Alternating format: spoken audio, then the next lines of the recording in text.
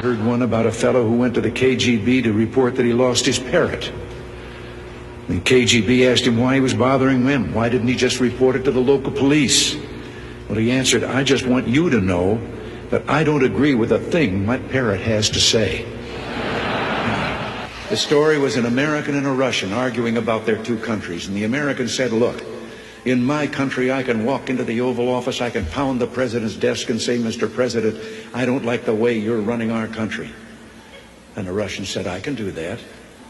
The American said, you can? He says, yes. I can go into the Kremlin, to the General Secretary's office, pound his desk and say, Mr. General Secretary, I don't like the way President Reagan's running his country. Man walking along the street at night, Moscow, Soviet soldier called to him to halt. He started to run. The soldier shot him. And another man said, why did you do that? Well, he said, curfew. Well, he said, it isn't curfew yet. He said, I know. He's a friend of mine. I know where he lives. He couldn't have made it. I didn't tell this one to Gorbachev.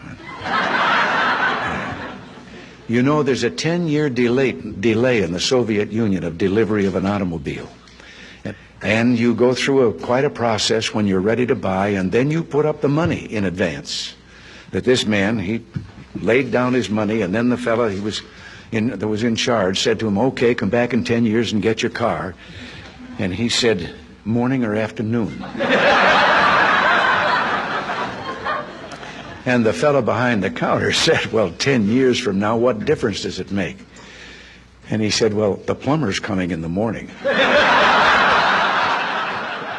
3 dogs, an American dog and a Polish dog and a Russian dog. They were all having a visit, and the American dog was telling them about how things were in this country.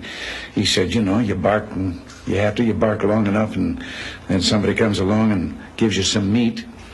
And the Polish dog said, what's meat? The Russian dog says, what's bark?